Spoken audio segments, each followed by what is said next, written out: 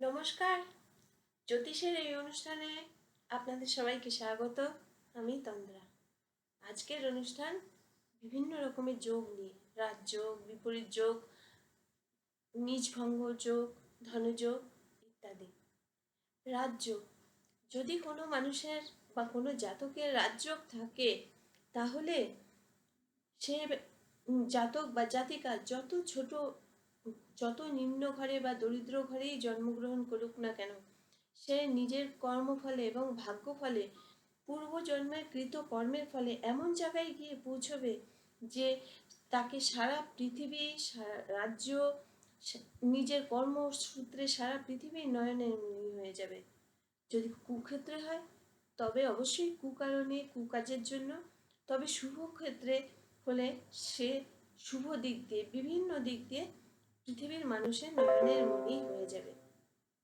যেমন কেন্দ্র ও কোণপতি যদি একত্র হয়ে কেন্দ্রে বা কোণে বা শুভভাবে শুভ ক্ষেত্রে অবস্থান করে, তাহলে সেই রাজযোগের ফল কিন্তু অত্যন্ত সুফল হয়। যেমন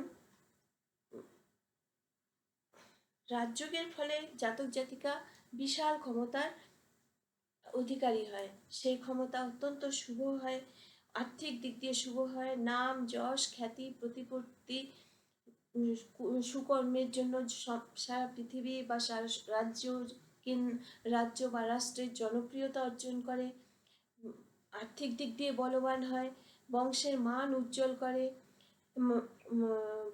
গ্রহর উপর নির্ভর করে কখনো সে বিদ্যার দিক দিয়ে বলবান হয়, কখনো সে খেলোয়াড়ের দিক দিয়ে খেলোয়াড় হিসেবে নাম করা হয়, কখনো শুক্রের উপস্থিতিও ভালো হলে ক্রিয়েটিভ লাইনে উন্নতি করে, এবং রাজনীতির চোখ ভালো থাকলে সে বিশিষ্ট রাজনীতিবিদ হয়, রাজ্য বা কেন্দ্রের মন্ত্রী হয়ে নাম উজ্জ্বল করে নিজের বংশের সবার। উচ্চ বংশে জন্মগ্রহণ না করেও সে তার বংশকে এমন উচ্চতার পর্যায়ে নিয়ে যায় যা উদাহরণ হিসেবে থাকে। এবার দেখা যাক বিপরীত রাজযোগের ফল। বিপরীত রাজযোগের সৃষ্টি হয় কি করে? দুস্থান 6, 8, 12 এই তিনটি ভাবকে সাধারণভাবে দুস্থান বলা হয়, যদিও তৃতীয় ভাবকেও বলা হয়, কিন্তু 6, 8, 12ই হচ্ছে প্রথম এবং প্রধান দুস্থান। দুস্থানপতিরা যদি বা দুস্থান ভাবস্থ গ্রহরা যদি একে অপরের সঙ্গে যুক্ত হয়ে দুস্থানে অবস্থান করে, সেক্ষেত্রে বিপরীত রাজযোগ তৈরি হয়। যেমন ষষ্ঠপতি যদি অষ্টমপতির সঙ্গে যুক্ত হয়ে ষষ্ঠে অবস্থান করে, সেক্ষেত্রে বিপরীত রাজযোগ হয়। ষষ্ঠপতি যদি অষ্টমে অবস্থান করে, তাহলেও বিপরীত রাজযোগ হয়। অষ্টমপতি যদি ষষ্ঠপতির সঙ্গে যুক্ত হয়ে ষষ্ঠে অবস্থান করে, তাহলেও বিপরীত রাজযোগ তৈরি হয়। ষষ্ঠপতি অষ্টমপতি যুক্ত হয়ে যদি দ্বাদশে অবস্থান করে, তাহলেও বিপরীত রাজযোগ হয়। ষষ্ঠপতি দ্বাদশপতি যুক্ত হয়ে যদি অষ্টমে অবস্থান করে, তাহলেও বিপরীত রাজযোগ হয়, কারণ প্রত্যেকটি ভাবই হচ্ছে দুস্থান। দ্বাদশপতি যদি অষ্টমপতির সঙ্গে যুক্ত হয়, তাহলে বিপরীত রাজযোগ হয়। দ্বাদশপতি অষ্টমে, অষ্টমপতি দ্বাদশে, তাহলেও বিপরীত রাজযোগ হয়। দ্বাদশপতি ষষ্ঠে, ষষ্ঠপতি দ্বাদশে, তাহলেও বিপরীত রাজযোগ হয়। ষষ্ঠপতি দ্বাদশপতি যুক্ত হয়ে দ্বাদশে অবস্থান করলে, তাহলেও বিপরীত রাজযোগ তৈরি হয়। অষ্টমপতি দ্বাদশপতি যুক্ত হয়ে ষষ্ঠে, তাহলেও বিপরীত রাজযোগ হয়। অষ্টমপতি দ্বাদশপতি যুক্ত হয়ে দ্বাদশে, তাহলেও বিপরীত রাজযোগ তৈরি হয়। এবার দেখা যাক বিপরীত রাজযোগের ফলাফল।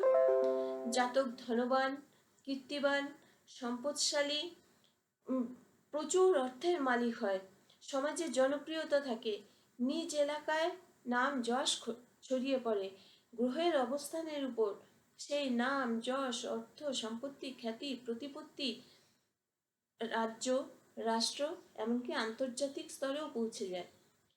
কিন্তু কখনো কখনো এই রাজযোগের ফলে যদি পাপগ্রহ যুক্ত বা দৃষ্ট হয়ে যায়, সেক্ষেত্রে কিন্তু মামলা, মকদ্দমা, পুলিশি ঝামেলা, জেল হাজতও হয়ে যায়। দশা অন্তর্দশা যদি খারাপ হয়, তাহলে তা অনিবার্য হয়ে যায়। দশা অন্তর্দশা অনেকটাই কোনো জাতক জাতিকার কর্মফলকে বা জীবনকে বা ভাগ্যকে অনেকখানি নিয়ন্ত্রণ করে। তাই বিপরীত রাজ্য যদি শুভ বিপরীত ক্ষেত্রে হয়েও যদি তত অপগ্রহ যুক্ত বা দৃষ্ট না হয়, সেক্ষেত্রে কিন্তু তার ফল শুভই হয়। এবার দেখা যাক নিচ ভঙ্গ রাজ্য কি করে হয়।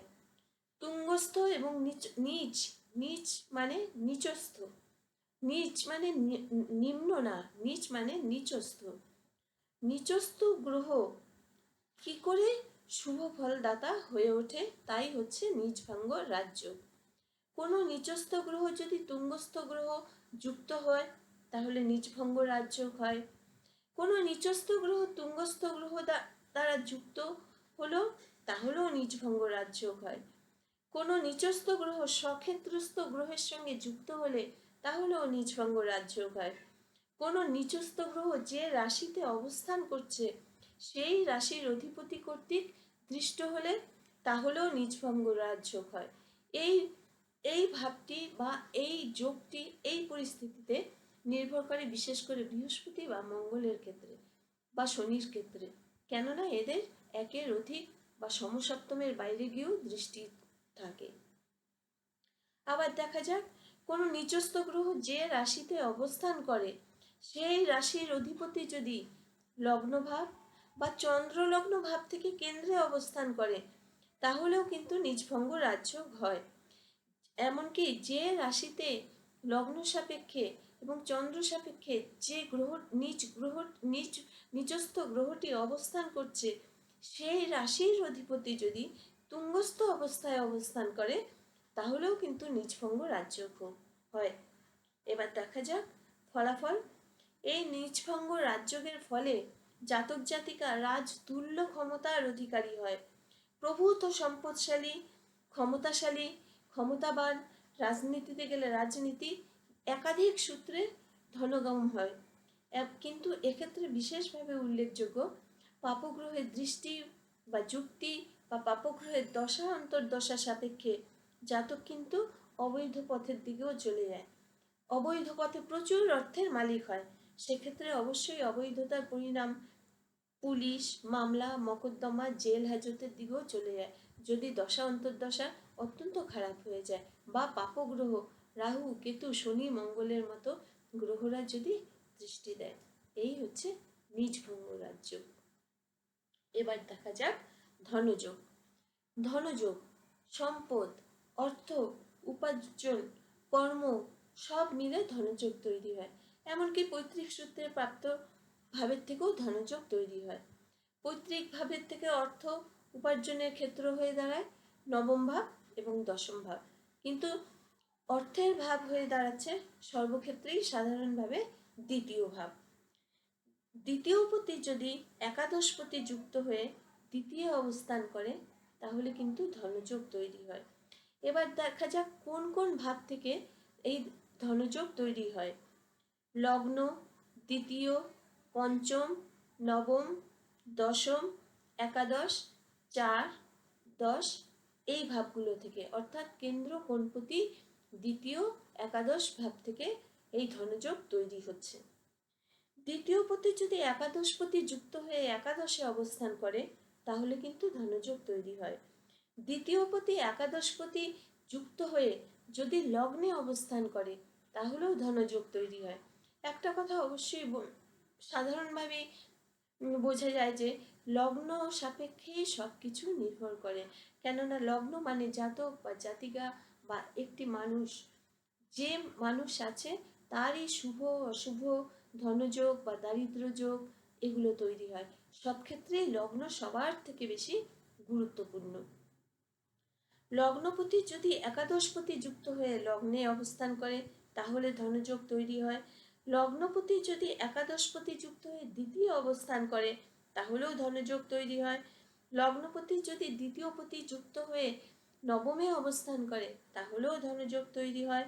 লগ্নপতি দ্বিতীয় পতি যুক্ত হয়ে দ্বিতীয় অবস্থান করলে তাহলেও ধনযোগ তৈরি হয়। নবমপতি কেন্দ্রে কোণে অবস্থান করলে জাতক ধনবান হয়।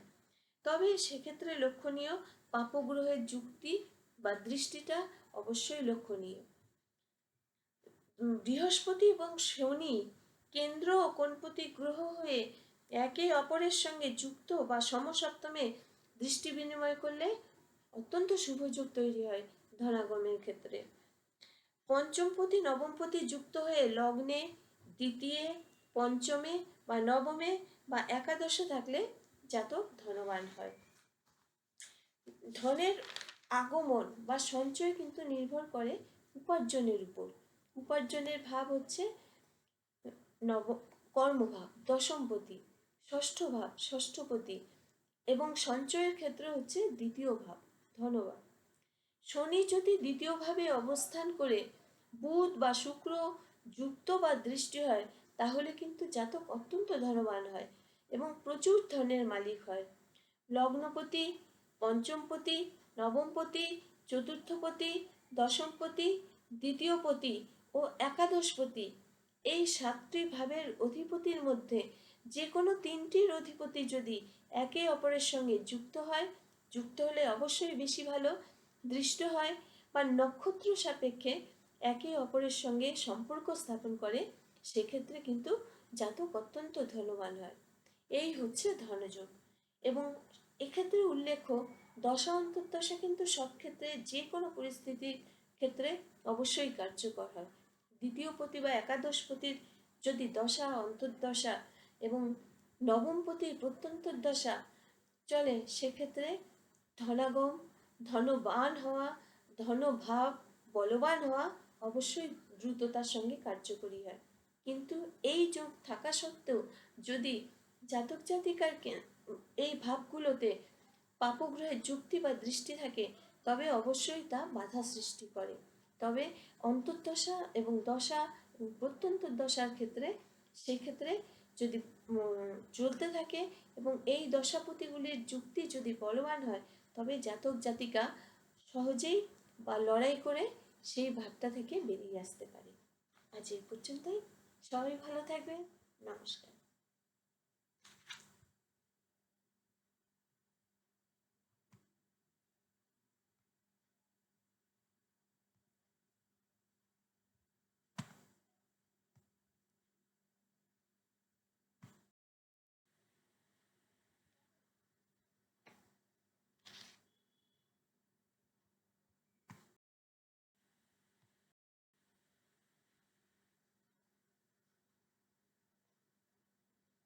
नमस्ते। ज्योतिष के इस कार्यक्रम में आप सबको स्वागत है। मैं तंद्रा बोल रही हूँ। आज का ये कार्यक्रम जोग, विभिन्न वैराइटीज टाइप की जोग के बारे में आज की ये अनुष्ठान है। सबसे पहले राजयोग। राजयोग किसे कहते हैं और कैसे होता है, तो इसका फलाफल क्या है। राजयोग केंद्र और कोण, किसी भी चार्ट के केंद्र और कोण को सबसे ज़्यादा महत्व दिया गया है। केंद्र और कोणपति अगर एक दूसरे के साथ मिलकर किसी अच्छे क्षेत्र में या शुभ क्षेत्र में या कोण में अवस्थान करता है, तो एक राजयोग तैयार होता है। जिसके कुंडली में इस राजयोग रहता है, उस जातक और जातिका की अगर किसी आम परिवार में जन्म होता है, फिर भी इस राज्य के कारण वो जातक और जातिका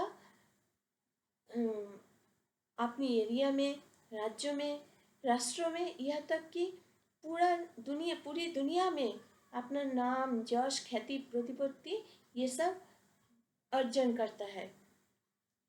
जो जिस टाइप में जाता है, जिसके राशि चक्र जिस साइड को इंडिकेट करता है, उसी साइड से उस जातक और जातिका अपना नाम, सम्मान, अर्थ, यश, ख्याति ये सब हासिल कर लेता है। अंतर्जातिक ख्याति भी हासिल कर लेता है। अगर किसी के कुंडली में प्लेयर बनने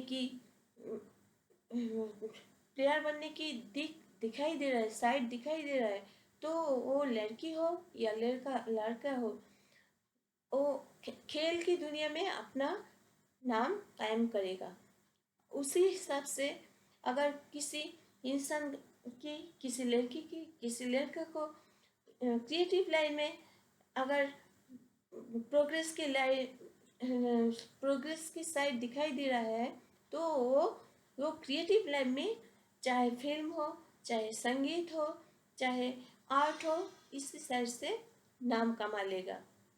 अगर किसी को चार्ट इंडिकेट करता है कि वो पॉलिटिक्स में जाकर मंत्री बन सकता है, तो वो मंत्री बनकर या राष्ट्रनायक बनकर अंतर्जातिक ख्याति जरूर हासिल करेगा। इस तरह से किसी के राज्य रहता है अपनी कुंडली में, तो वो जातक जातिका अपनी कुंडली के हिसाब से आप नाम कमाकर, काम करके नाम, यश, ख्याति, प्रतिपत्ति सब कुछ हासिल कर लेता है। इसे कहता है राजयोग। किसी आम परिवार में जन्म लेकर भी वो इंसान पूरी दुनिया में अपना एक दाग रख जाता है। इसे कहता है राजयोग। इस राज्य के हिसाब से एक और राजयोग है, वो है विपरीत राजयोग। ये जो राजयोग था, वो था किसी शुभ क्षेत्र में, केंद्र या कोण में। लेकिन ये जो विपरीत राजयोग है, ये होता है दुस्थान भाव से, जैसे षष्ठ, अष्टम और द्वादश भाव से। हार्ट हाउस को भी दुस्थान मान लेता है, लेकिन मूल और इम्पोर्टेंट साइड भाव है षष्ठ, अष्टम और द्वादश भाव। अगर किसी की चार्ट में षष्ठपति अष्टम में जाकर बैठता है, तो वो होता है विपरीत राजयोग। अगर अष्टमपति षष्ठ में जाकर षष्ठ भाव के साथ युक्त होकर या षष्ठ भाव में बैठा रहता है, तो वो भी विपरीत राजयोग होता है। षष्ठपति अगर द्वादशपति के साथ युक्त होकर द्वादश भाव में या षष्ठ भाव में बैठा है, वो भी विपरीत राजयोग बना देता है।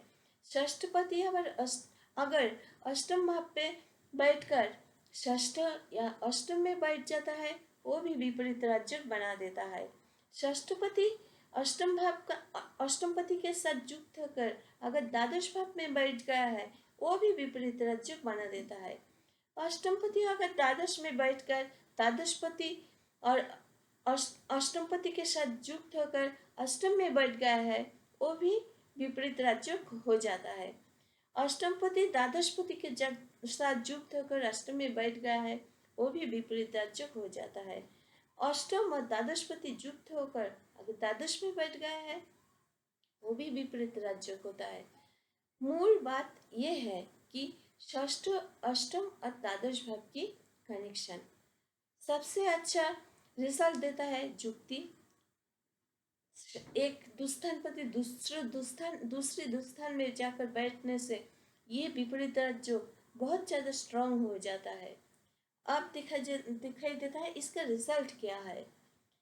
विपरीत राजयोग के फल से या काम से जातक धनवान, कीर्तिवान, संपदवान होता है। नाम, यश, ख्याति, प्रतिपत्ति सब कुछ हासिल कर लेता है। समाज में उसका एक पॉपुलैरिटी रहता है। ये है विपरीत राजयोग का शुभ फल। लेकिन सबसे पहले एक और बात है, किसी भी राजयोग हो, विपरीत राजयोग हो, नीच भंग राजयोग हो, कोई भी जोग हो, वो अगर उस दशा के हिसाब से, दशा अंतरदशा के हिसाब से हो जाता है, तो सक्सेस जितना जल्दी मिलता है। अगर नहीं होता है, उस दशा और अंतरदशा नहीं चलता है, तो वो राज्य पाने में थोड़ा संघर्ष करना पड़ता है, फाइट करना पड़ता है, लेकिन जरूर हासिल होता है अगर कुंडली में है। आप जाकर दूसरे एक योग के बारे में बोलते हैं, वो है नीच भंगो राजयोग। नीच मीन करता है या इंडिकेट करता है नीचस्थ। ये ज्योतिष के हिसाब से नीच मतलब मीन नहीं, नीच मतलब नीचस्थ। किसी नीचस्थ ग्रह अगर तुंगस्थ ग्रह के साथ मिल जाता है तो वो एक नीच भंग राज्य तैयार कर देता है। किसी नीचस्थ ग्रह अगर तुंगस्थ ग्रह द्वारा समसप्तम के या फिर बृहस्पति मंगल या शनि जैसा ग्रहों जिसका समसप्तम के अलावा दूसरा तीसरा दृष्टि भी होता है, वो भी अगर देख ले तो भी नीच भंग राज्य हो जाता है। किसी नीचस्थ ग्रह अगर कोई क्षेत्रस्थ ग्रहों के साथ युक्त हो जाता है तो भी नीच भंग राज्य हो जाता है। किसी नीचस्थ ग्रह अगर जिस राशि में अवस्थान कर रहा है उस राशि की अधिपति अगर उसके साथ युक्त या उस अधिपति के द्वारा दृष्ट हो जाता है वो भी नीच भंग राज्य हो जाता है।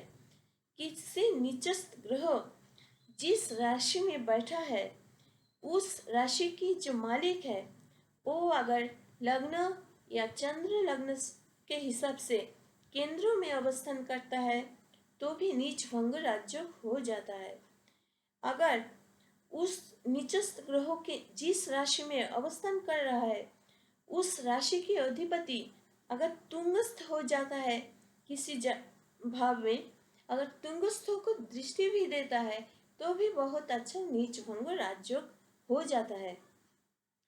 आप देखते हैं कि इस नीच भंग राज्य की रिजल्ट क्या है।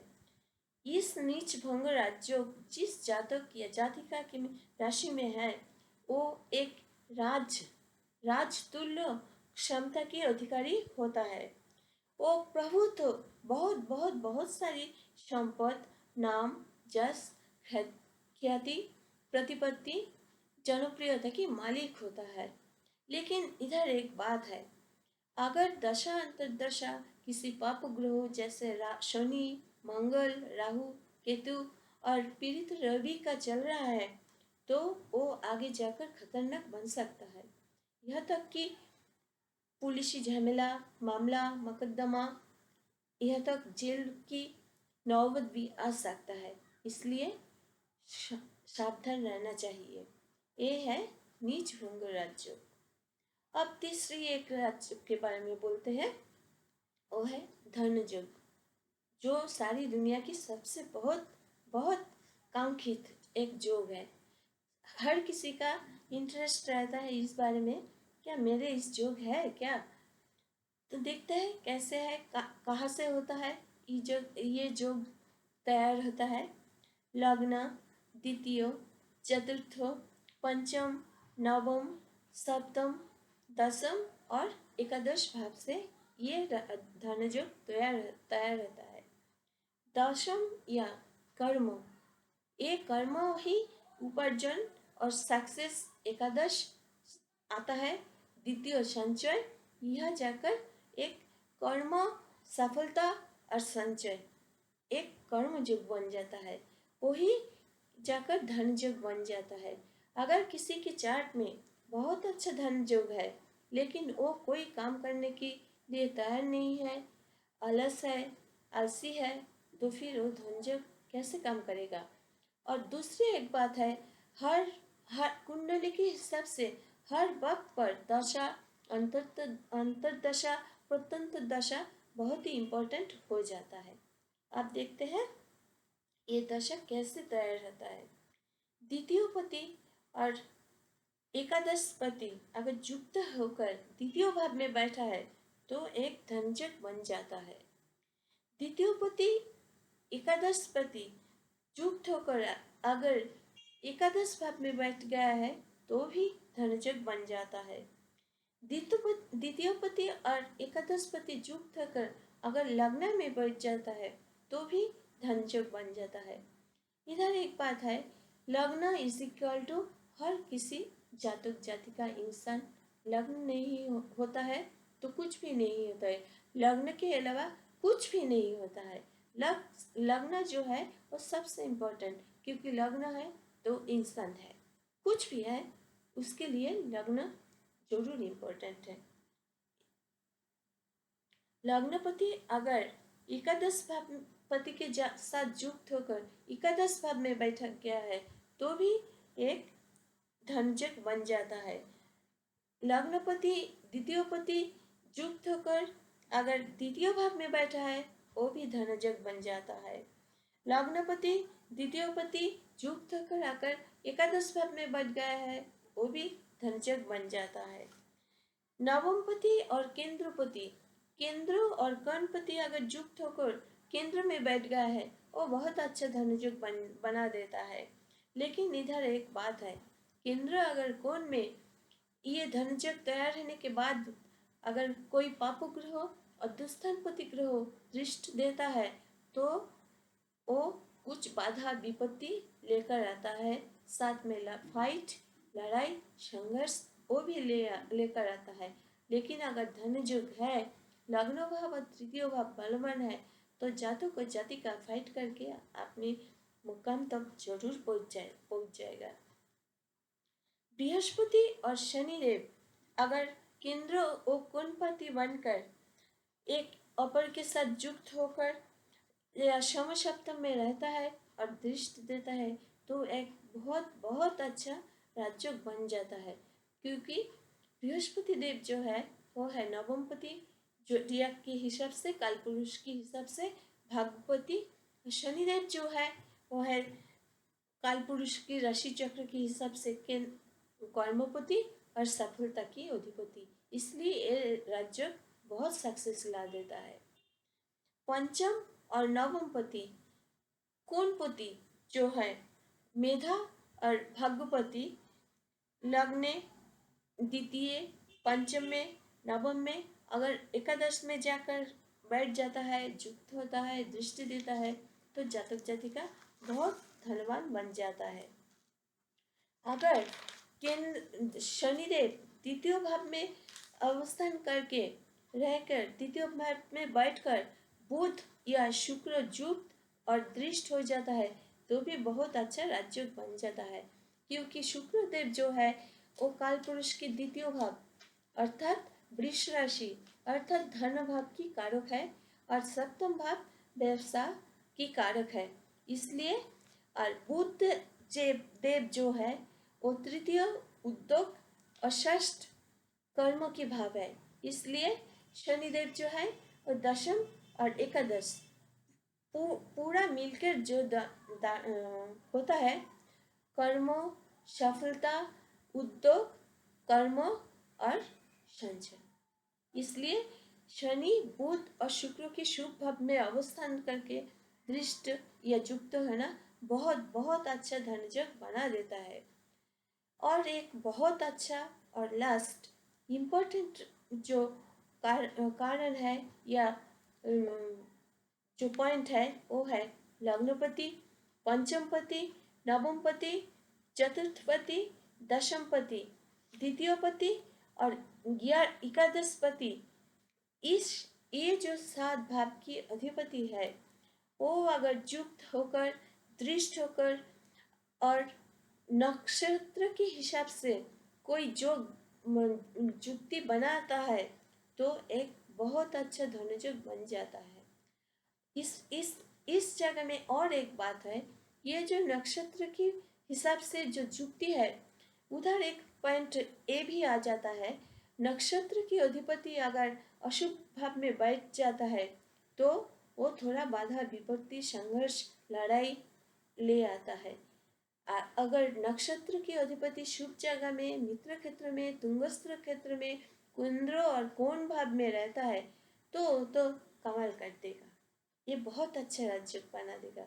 और रिजल्ट वही नाम यश ख्याति प्रतिपत्ति अर्थ संपद सब कुछ जो इंसान मांगता है इस जिंदगी में सब मिला देगा।